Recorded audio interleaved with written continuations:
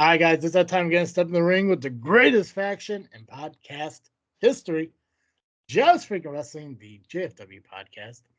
And I I have the opportunity to do something that I've been actually hoping to do for quite some time. I get to sit down and I get to have a conversation with the one, the only, the urban sensation, C Red. And I'm hoping, C Red, that I do this well.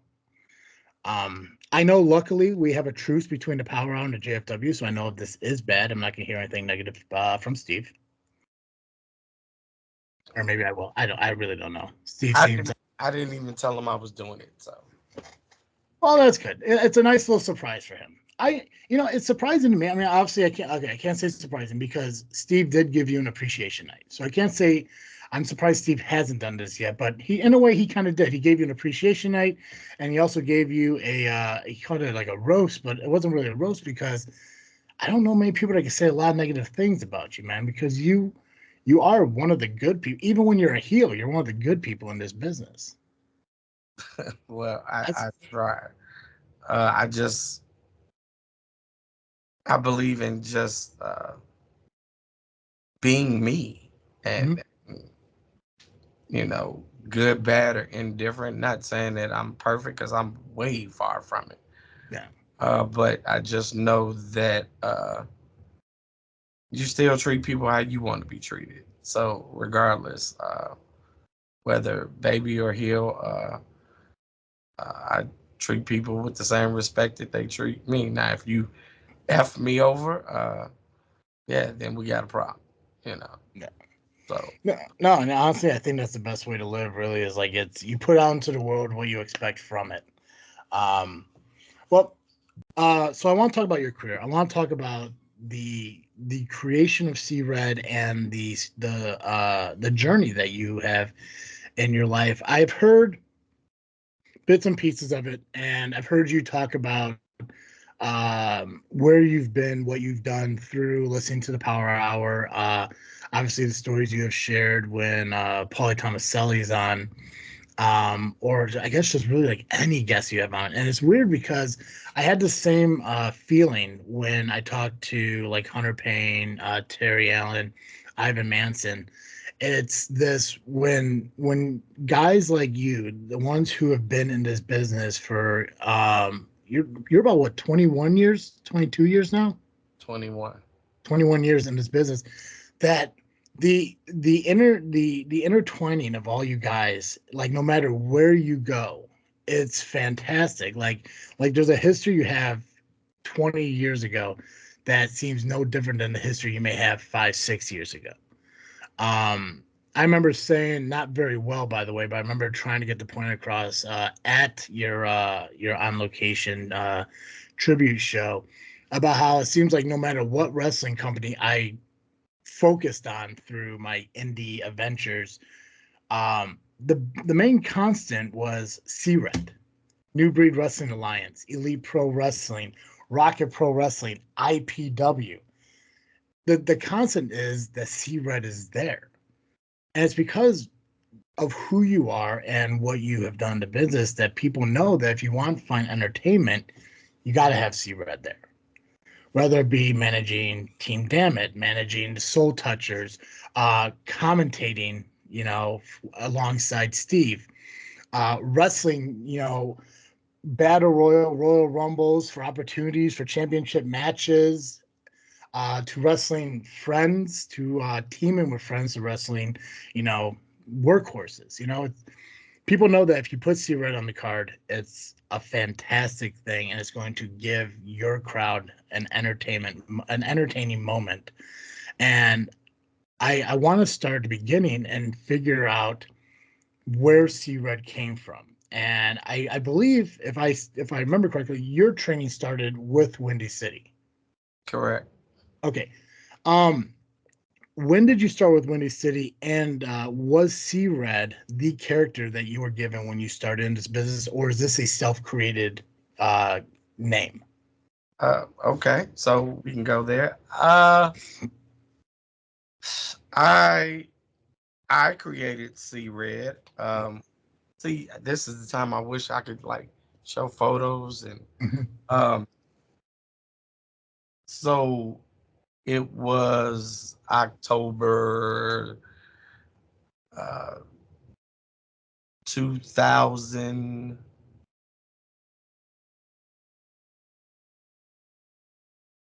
or 3, one of the two. Okay. Um, me and Marche are right behind each other.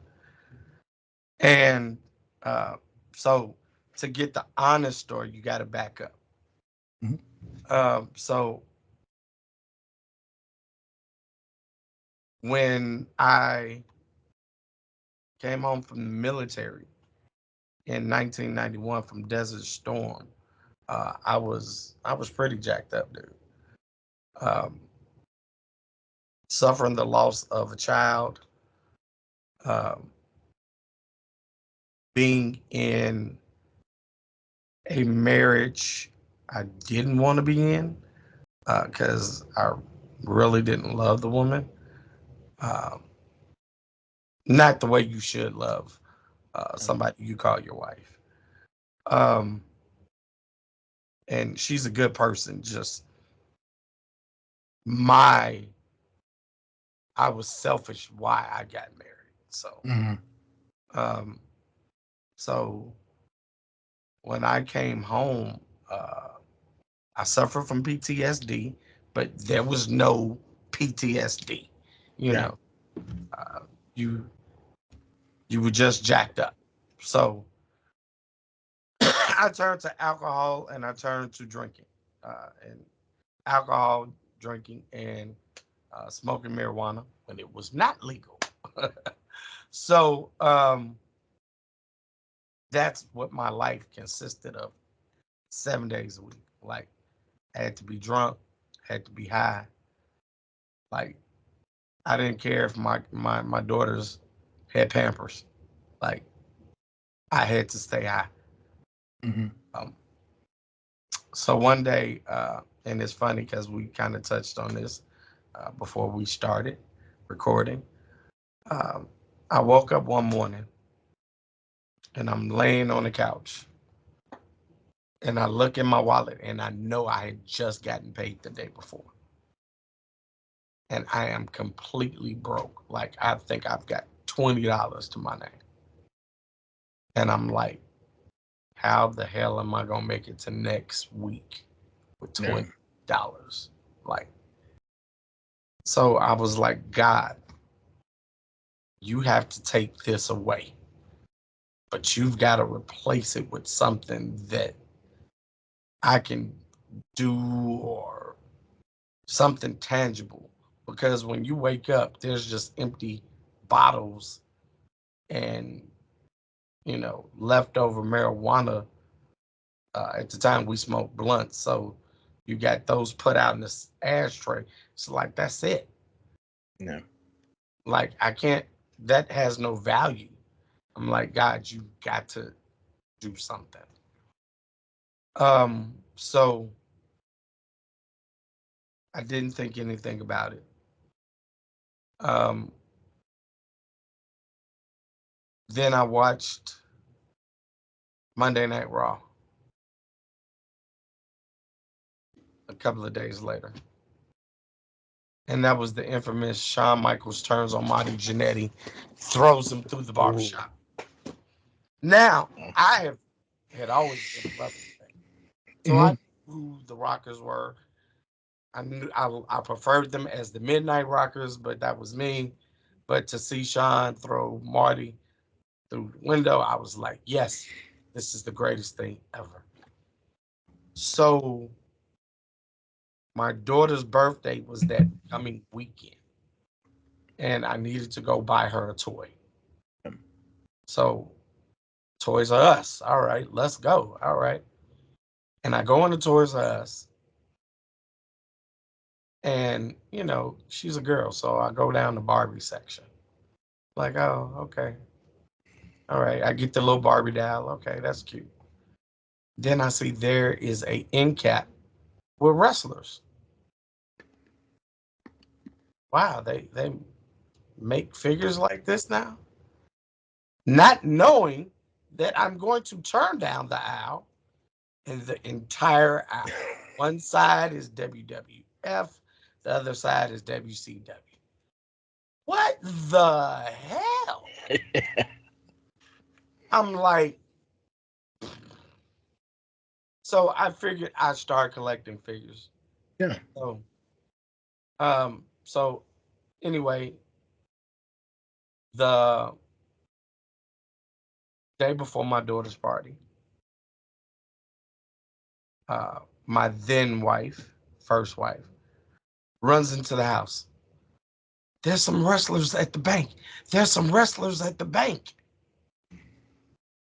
What? Now, you tell me, wrestlers. I'm thinking Bret Hart, Shawn Michaels, Yeah. Undertaker. I'm like, why are they at the bank?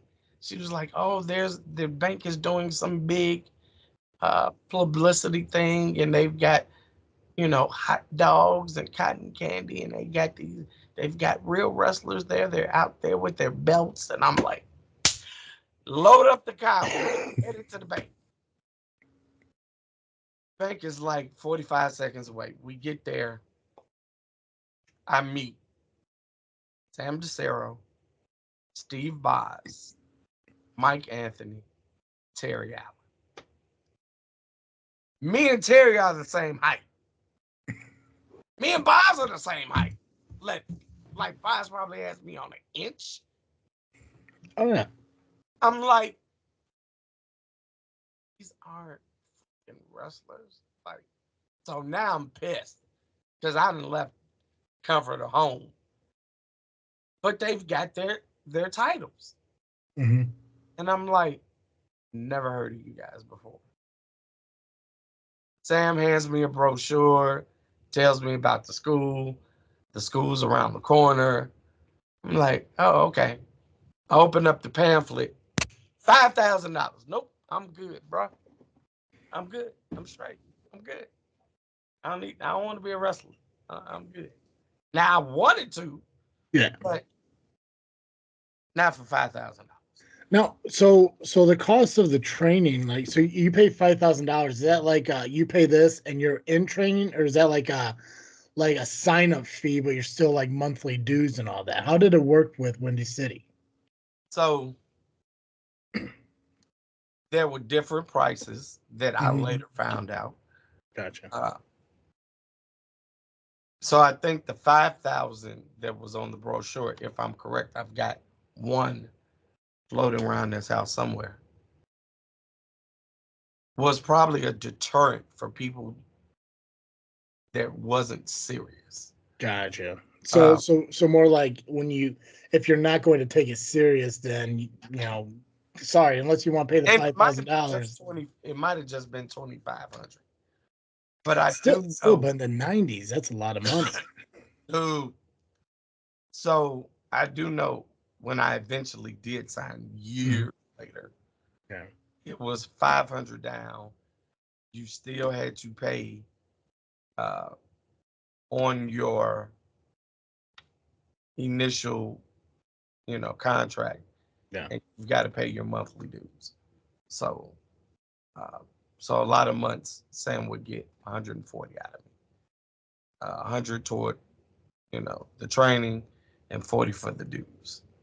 Gotcha. The dues went toward using the facility. So the crazy part, when I came in, like using the facility, it was like, Sam, it's just a couple of beat up weight machines, like, and some free weights. Like, am I really paying? I'm not, not coming over here. I go to a gym. Um, so fast forward. So everything was over east, and I had met a guy. He owned a comic shop on 106, right off of Ewing. Okay. So I started hanging out over there. Um, and one night he was like, "Dude, what are you doing once we close the shop tonight?" So I'm just going home, not doing anything. He's like, there's a wrestling show up here at the park. Let's go. I was like, dude, I don't have any money. He was like, dude, I got 2 free tickets, dude. I was like, okay, let's go. I look at the tickets. It's Windy City Pro Wrestling. I'm like, wow. So went to that show. It was a TV taping. God, and it lasted from 7 that night to like 1 in the morning. Oh, and But this is outdoors or was no, it? it was Okay, inside Roland Park, and gotcha. so it was like, uh, but it was so different because to see a setup that small but yet Mhm. so big because they've got lights everywhere. They've got the TV crew. So everybody is running around with real cameras. And, it was like, what in the world? So I was hooked. The next weekend, they did a show outside uh, for a local church had bought a show. Uh, and when I say I got in everybody's face, I got in every. If you was a heel, I got in your face, and I'll never forget Ripper Manson. I was giving him and Psycho the business, like y'all suck, y'all ain't y'all ain't nothing. And Ripper was like, "Well, you're so tough. Come over here." Psycho. Hey, like man, dump that stuff on this side. I'm like, no, I ain't stupid. That's y'all side. You come on this side. I'm better on this side. So, like, I instantly remember just having that rapport, and then because I had my family with me, Yeah. and they enjoyed it. So then, like after the show, I took the girls because the wife wasn't into it like that. We went and stood by the locker room, and everybody signed the books and everything. So it was great. So fast forward a couple of more years, and I'm still thinking about it, but I'm like, at this time I'm getting older, a little bit heavier. I'm smoking cigarettes. Mhm. I'm like, I don't know. And then suddenly my daughter uh, asks me, well, Daddy, like we were talking about dreams. And I've always told my children, whatever your dream is, don't let anybody stop you from your dream. The you don't want to look back and say, I never did it. It's easy. It's better to say I tried versus I never did it. Absolutely. So, I'm giving them the daddy speech. And my daughter looks at me and says, well, Daddy, what was your dream? To be a pro wrestler. Well, did you do it? No. And I felt like such a hypocrite because I'm telling them to follow theirs and I never followed mine. So now I'm serious, right? So again, if anybody ever used to watch Windy City on cable, you see that number 976 WCPW. So I called. Hey Sam, I'd like to take a tour of the school, and uh, so I go see the school. I'm like, oh, okay, nice building. Uh, Again, the weights could be leave something to be desired, but it was such a, for me, iconic place because I had seen it on TV. So I'm in the actual studio, and I'm Yeah. like, wow. So, and I'm seeing all these pictures of, people like Paul Heyman, people like Christopher Daniels, you know, besides Steve Boz and Terry Allen and Ripper, guys that are walking past me. Like, okay. So again, $500. I ain't got $500. I'm sorry, Sam. So he's like, well, if you ever decide to come back, we're here. Okay, appreciate it. So I do research and I'm looking on the interweb, as they say. And I found this lucha guy. And he's like, he'll train me for free. Free? I can't beat free. No, it's the best Okay. price in the world, really. I'm like, tell me when and where. He said, meet me Friday at this park up north. Wear, sweats and gym shoes. Cool, great. Got off work. I'm on Lakeshore Drive. This is brutal. So it takes me an hour and a half to get there. Yeah. Finally get there. I don't know where to go. So I'm just standing really in the foyer. And he comes up and he was like, Sean? I'm like, yeah. He was like, all right, come on. And takes me into this room and it's just mats.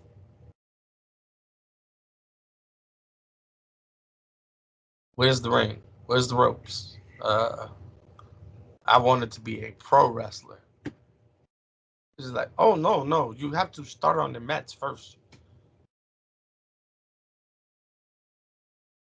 I drove an hour and a half on a Friday. Did some bullshit. Oh, I'm sorry. Can I cut? I'm sorry. Yeah, So, dude, it's fine. so I made up some stupid lame excuse and I got the hell up out of there.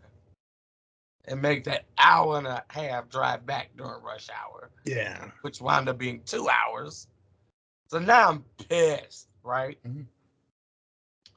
So a couple of weekends later, a friend of mine worked for the LWF. Um, and LWF was putting on a show that weekend.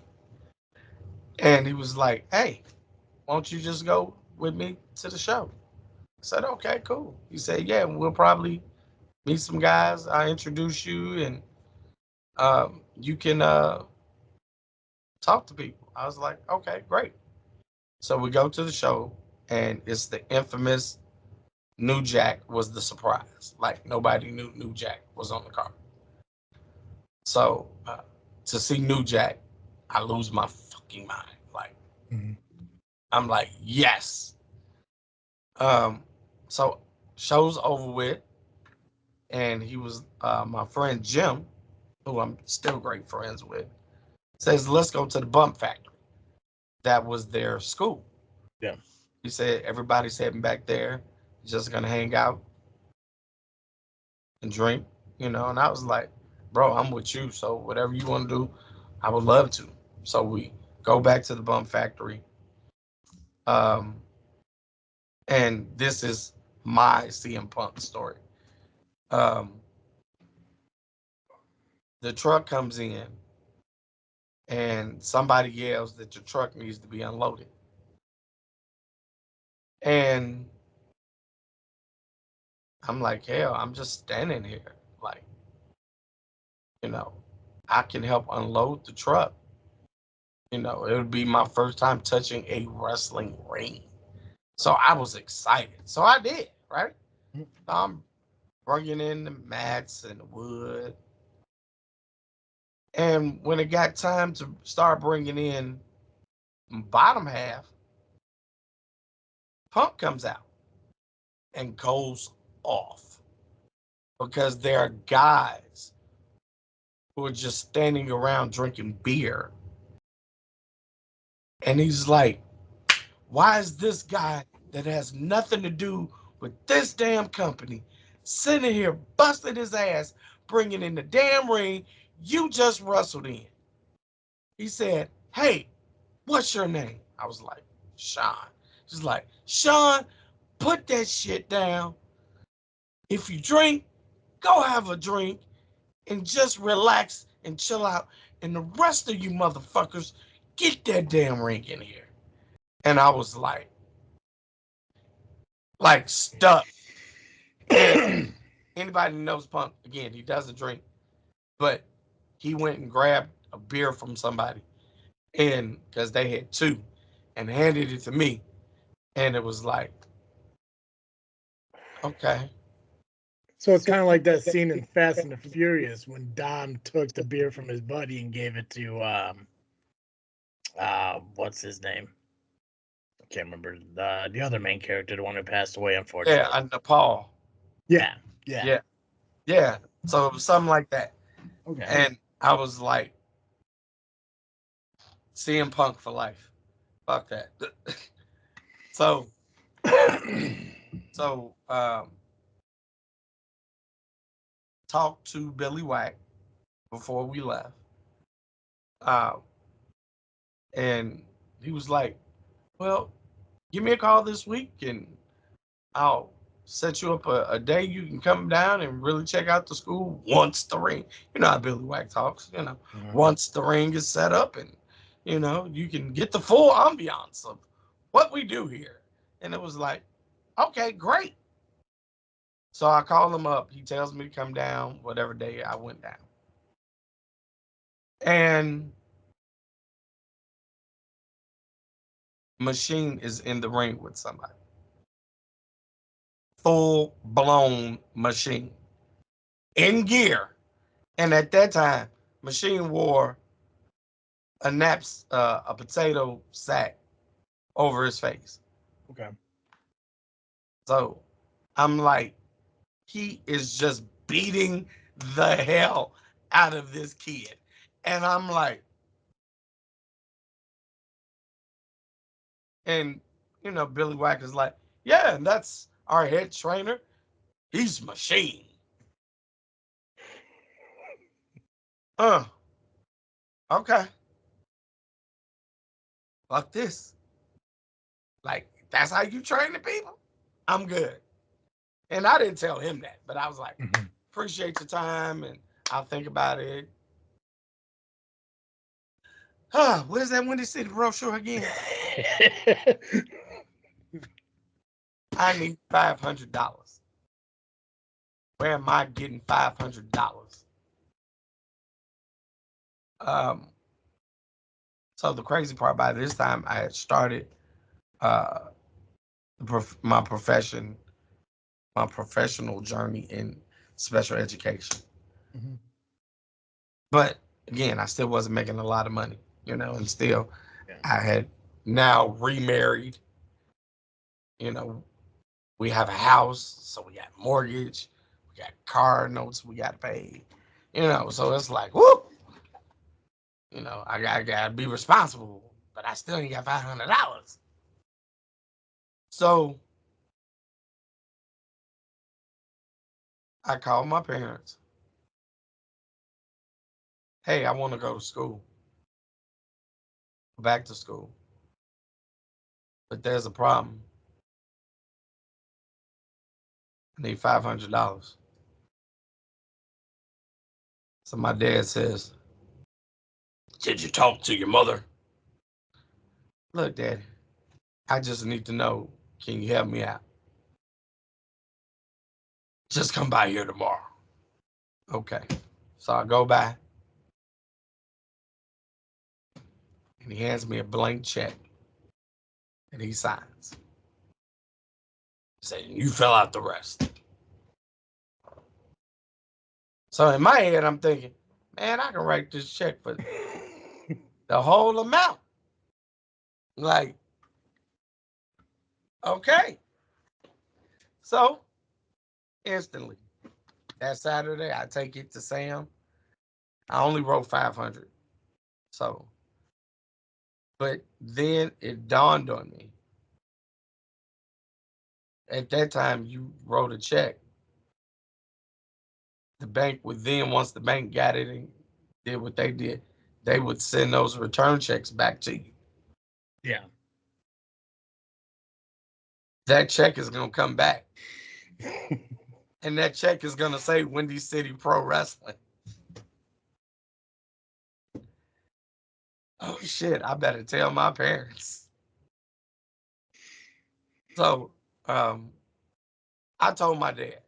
Hmm.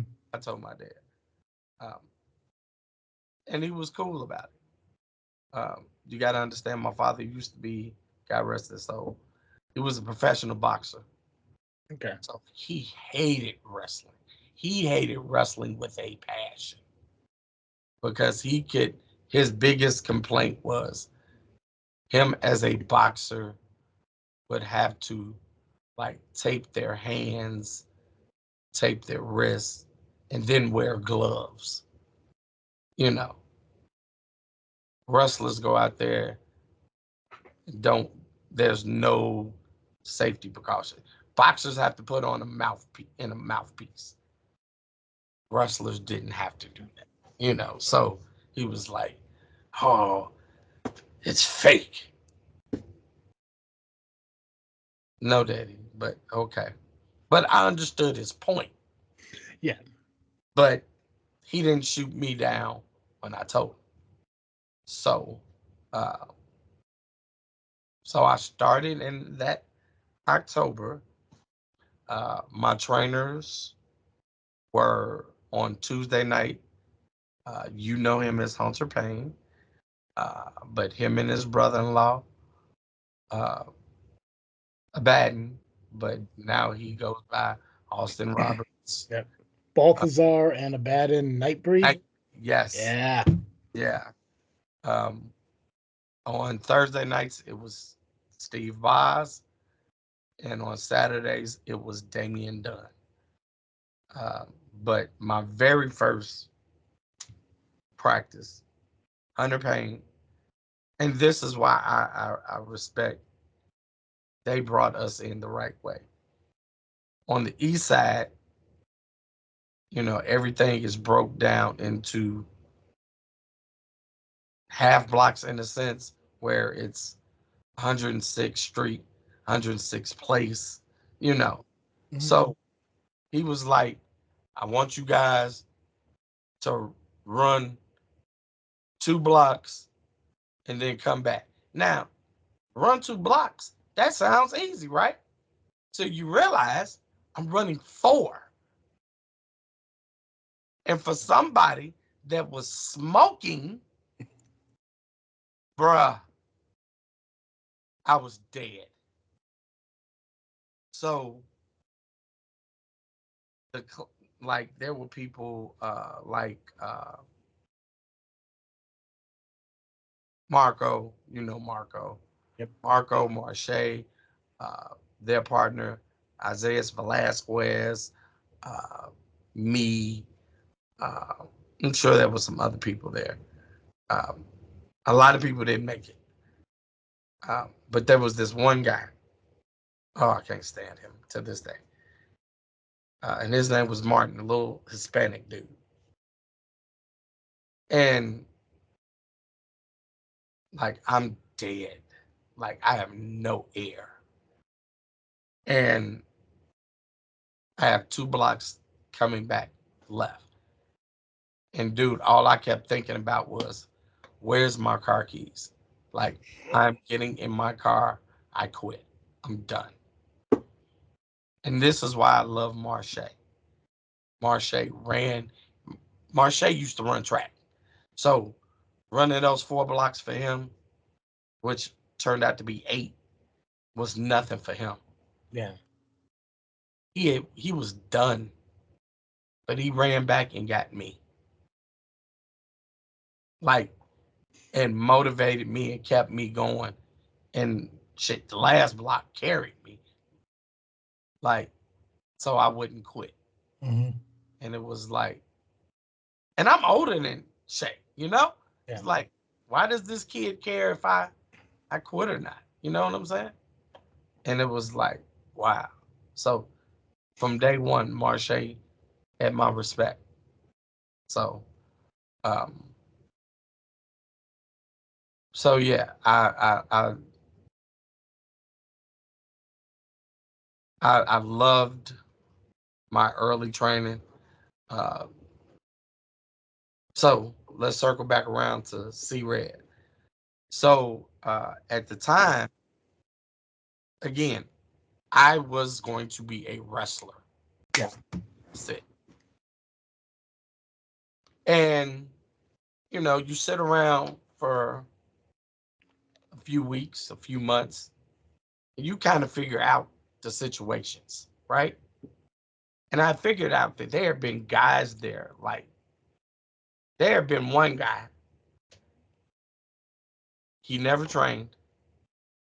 He only showed up for the meetings, but he always paid his dues. But he had been there for like 3 to 4 years. And it was like, why do you do that?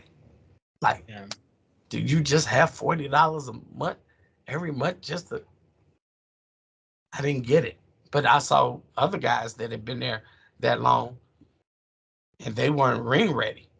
Hmm. And I saw people like Marche. Hell, he's been here 6, 7, 8 months. The dude is one of the best. He's better than some of these other cats that you already got in the ring.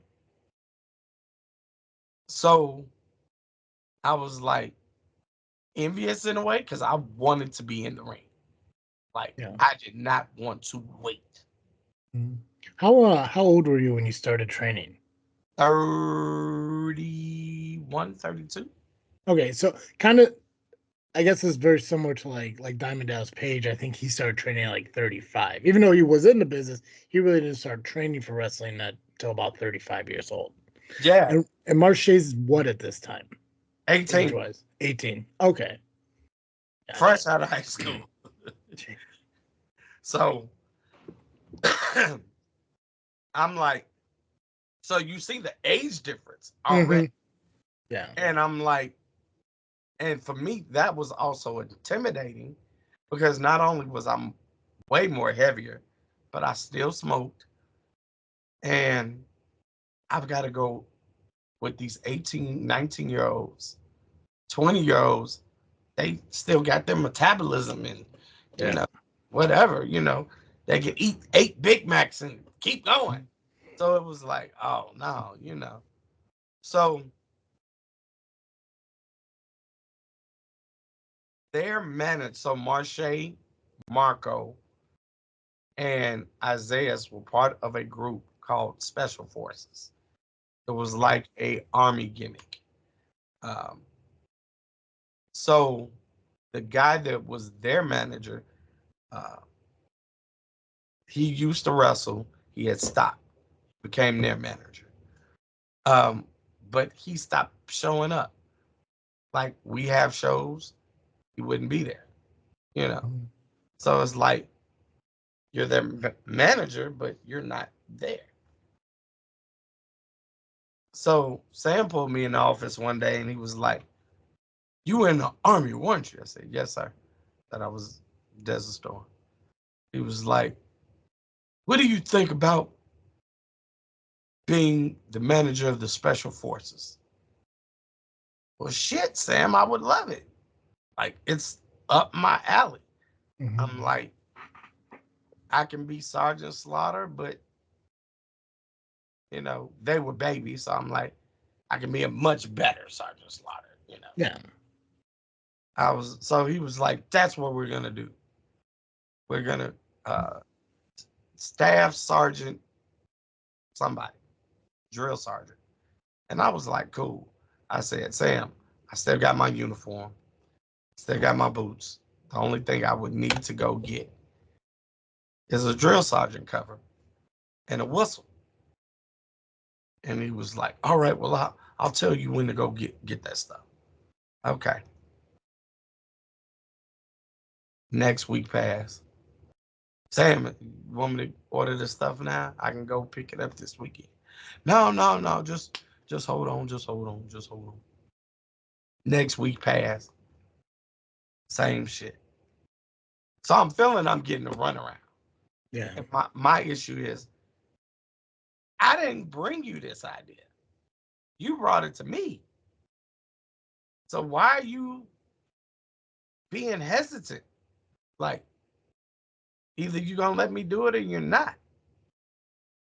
So we were getting ready for a show, outdoor show. It was the firemen around that area would always do a chili cook off, and so we would put on the show. Mm-hmm. Oh, And real quick. Was a lot of the Windy City shows, because like it seems like a common pattern is like outdoor, like it almost seems like, were these free shows that Windy City was putting on at these like events, or were they like these people were putting on like the chili cook off and call up Windy City like, hey, I want to pay you to come and do a show? so I'm going to say Yeah. they were bought, Okay. but at that time I wasn't even getting paid. You know, Gotcha. when you're a rookie, your Mm. job is to show up, set up, Yeah. tear down, pray to God there's a battle royal. Like these guys now, dude, they would have quit. Like Hmm. there was no, oh well, you'll get a pre match. No, like Yeah. you host high voltage. We done Sam never did nothing like that. Like No. Well, no, it's weird because like because when I was listening to you like talk about like your training and everything, because it's weird because when I think about like timelines and everything, like when you started training in Windy City and when I started in Elite Pro Wrestling, it's only like 6 or 7 years difference. But I was trained by my cousin Mike Nolan, who took what I'm guessing is LWF's way of training over there. So right, when I hear like Terry helping out at the SCW school, or hearing the stories about Windy City, it brings me back to 2008, Elite Pro Dojo, where you are told like get in the ring, get the bumping doing while you're laying around, get to doing squats, get the burpees done, get outside, do some running, and especially like at the shows, you're not sitting around till everything's fucking done, and then once everything's done, okay, this is your job for tonight. You're running the camera, or you're doing security, you're taking tickets, you're doing 50-50. It's different nowadays. And I've had that conversation with Nubby, who went to Elite Pro Dojo with me, or some of the kids who are going through training now. It's like they're what they do now completely different than what happened in the early 2000s. And it's like you said, you'd be lucky if there was even a battle royal. Like I didn't stick around training as much as possible. I had to choose between working or doing wrestling, and I unfortunately had to choose work. I wish I didn't. I wish I stuck around, because by this time I would have been like a 15, 16 year vet, but wishful thinking. I wish I did, but to see them go through training now, it's like, I could do that. I could do today's training, because if I need to take a break, I could go take a break. Couldn't take a break back then. oh hell no. Even Yeah. when uh Baltazar, Mhm. like let me just so instantly as soon as everybody got there and he got there, everybody ran. Yeah. By the time you came back, it was straight calisthenics. Now, Mhm. here's the issue. Whatever we did, we had to do together. If one person messed up, we had to start all over again. Yeah. And me and Marche tell the story. Um, so the guy that I don't like, honestly, um, Martin. So there was a thing where they would take about a 20-pound medicine ball and they would hold it over you. And your Mhm. job was to catch it while you lie on the ground and push it Yeah. instantly back up. Yeah. Like you can't hold it, just push it right back up. Mhm. So Abaddon is doing it, right? He's doing it on everybody. And we're so proud, right? Because everybody has figured it out. Just let it and go back up. And everybody that night was, we were on it. Perfect, right? Mhm. Till we get to Martin. And Martin literally just catches it and holds it and holds it. And we're like, what the fuck are you doing? And like, Abaddon is like, that's what he tells him. What the fuck are you doing? Push it back up. Mm-hmm. Dude, he couldn't even push it back up. So everybody had to do it again. Yeah. When I say we were pissed, we were so pissed. Oh yeah, I know there were moments where people were unhappy with me. Like I mean, I've always been a big dude. I've gotten bigger since the training days, but I've always been a big dude. So whenever we would do like squats, or I think there were moments even at like the shows beforehand where we would have to like put our hands behind our head and we would sidestep around the ring, and you can't pass the guy who's behind you, and this guy has to go around so many times before everyone's done, or everyone has to do squats and you have to do X amount of squats. But if you get your squats done before this guy, you can't stop until he gets to that number, because it's supposed to kind of teach you is you're all in this together.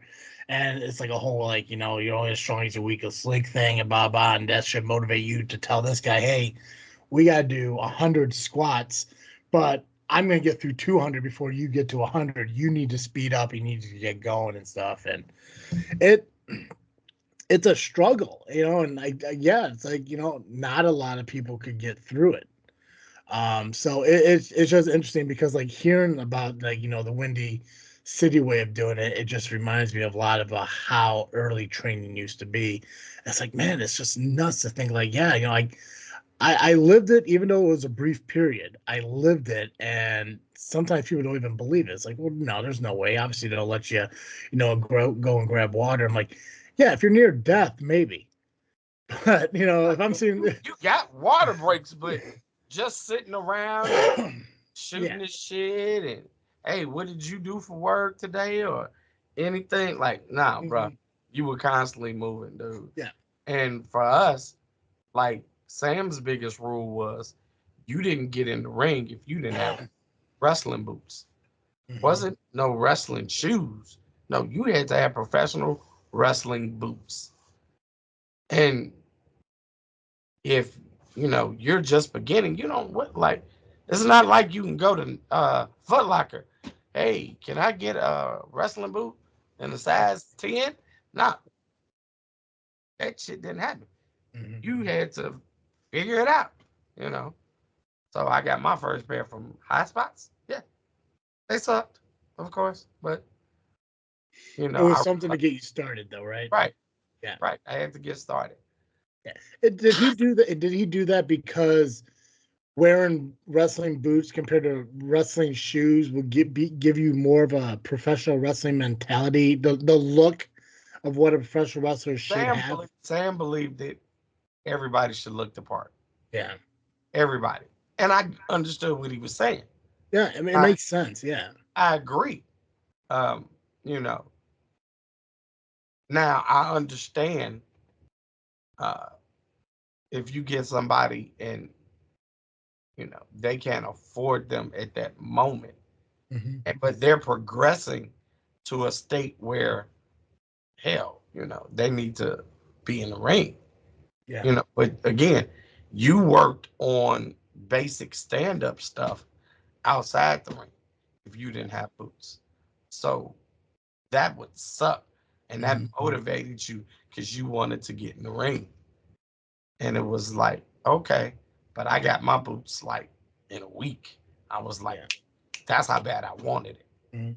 I always trained in wrestling shoes. I've never once owned an actual pair of wrestling boots. Is there a feeling like is there a difference in the feel between the two, other than obviously, wrestling boots are like ankle high, or wrestling shoes are ankle high, while wrestling boots could be calf high or taller. But is there like a support difference or a feeling between the two, or not There's really a so complete much? There difference. is a complete difference. Okay. And for me, um, because I've done both, Yeah. um, I feel like a wrestler lacing a pair of wrestling boots. Hmm. You know, like it to me, it's just my mentality. Like, Yeah. oh, uh, this coming Saturday for the Mr. Bill, you know, I'm Mhm. going to lace my boots up, Yeah. for a special cause, you know. Not, oh yeah, well I got my wrestling shoes and I'm just gonna nah, Yeah. Mr. Bill didn't have ass do anything, and I'm not gonna do anything half ass on his night. Mhm. Um, but to me, I just think it's a mental thing, and Yeah. the crazy part is at one point I started selling boots because Really. because Damn. if we're getting new people in and Hmm. nobody knew where to buy boots, and Sam's rule is you can't get in the ring. I hooked up with this company, and so this was after High Spots because I hated the ones from High Spot. I was like, man, found this company, love their boots. I was like, okay, well, here's my order, and started communicating back and forth with the guy. He's like, why don't you be a sales rep out there in Chicago? He said, for every pair of boots you sell, I give you $50. I was like, shit, that's easy money. Hmm. He said, if they buy the higher end boots, says I give you 75. So of course I'm pushing, Oh uh, yeah. the higher, you know, custom boots. Yeah. We got to throw that. You really get what you pay for kind of concept at them. Right? Like, Yeah. man, you want to just have some basic black boots, man, or you can have the Eddie Guerreros, man. You got boots like Eddie Guerrero. You can have boots like Shawn Michaels. I know it's a little on the expensive side, but they're gonna last you a while. You know. Yeah. So Yeah. They're gonna make you stand out more too. You know. so um, so let's Yeah. rewind. So you're waiting to hear back from Sam on being the drill sergeant, and so Never you're waiting on that. He never pulls the trigger. Does he And ever say why, or did you ever ask her? no, because my thing is after I asked you about 2 or 3 times, Yeah. because I'm ready to go to the supply store, and like I got real bummed out. Yeah. Was this a way to get you onto the show? Because I'm guessing as of right now you're not ring ready. Like you're still in training, but this is a way to get you on the show and get like your name out there because you're maybe close. For me, Yeah, yes, yeah, your perspective, yeah. but from Sam, I don't know what Sam was thinking. Like, but I was like, I'm tired of loading up my family, being at whatever venue, unloading the ring, and like my very first event, uh, Ripper Manson did this show every year, and this year they did a fest, and it was dog pouring rain, Mhm. and like we still had to set the ring up, and like it was my first battle royal. So my very first name, I paid homage to my father, so I called myself Love 'Em or Leave 'Em Johnny Young. I've always loved Shawn Michaels, and then at the time he was doing, which is crazy. Let me show you, because my ex-wife just talked about them. So these aren't them, but I had ordered purple tights Oh, that's awesome. with hearts on them. So my very first outfit, I had purple tights with hearts on them, and I had matching purple gloves. Uh, and again, I was just trying to figure out who I wanted to be. Yeah. Um, but again, I'm ready, and by this time I'm discouraged because I'm like, Sam isn't like Sam's playing. Like Hmm. Sam's not taking me seriously. So one of the guys I went to high school with was wrestling at Windy City. Uh, name's Dwayne Porter. He went by the name Cassius.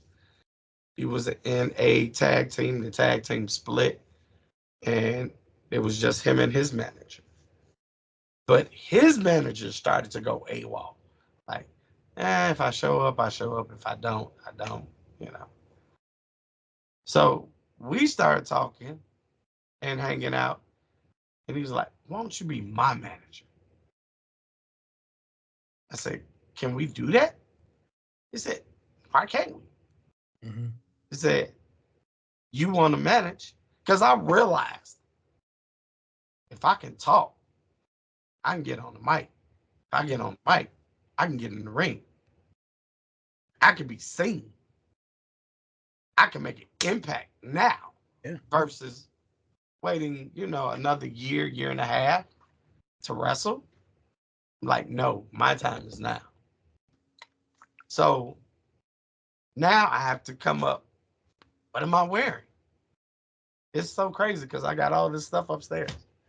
Um, and at the time, and I still do it, I'm a Chicago stepper. Yeah. So um, I got so I had a red floor length coat. You've seen it. Two Is piece. it is it the one that your action figure is wearing? Or is that a different one? No, that's a different one. Okay, gotcha, gotcha. Okay, But the hat is the same hat. okay. The only difference is, and you know it if you see it, because I've got a picture of it. I'm bringing it to Mr. Bill show. Um, and it was like, okay, I've got the outfit. Yeah. Got a red suit, red hat. I've got a shirt, got a tie, shoes. Now, what do I call myself? Now, here's the story. Nobody ever knew why I called myself C Red. I had a uncle, God rest his soul, and we can say it now. He was a homosexual, so the family kind of like kept him at arm's length. Okay. But I always thought like he was cool, like he never had anything bad to say, and I could never understand why everybody was just. And it was like okay, and everybody would call him Chico Red. When my daddy felt like being bothered with him, he like Chico Red on the phone, and I'm like, okay, Red. Then I was a fan of the Five Heartbeats movie, and the villain in that movie called Big Red, and I'm like, okay, this red thing is being shown to me for some reason, Yeah, yeah, like, um, and it was just like, okay, what do I want people to remember? I want them to see red, but I didn't want to spell it like the yeah. Bulls, you know. Mm-hmm. So I was like, but if I just use the letter C, Yeah. because I've always been a fan of Prince, and a lot of people don't understand the way he wrote. He would use either symbols or a letter that said the word. So like Hmm. for I, he would write a I. He would draw a picture of an I. It's like what the like, okay, man's a genius, but that takes too long versus just I. Like, Hmm. and I was like, C, red. All right, so we got the name, got the outfit. Now we gotta show Sam, right? So we're at the show, everything's set up,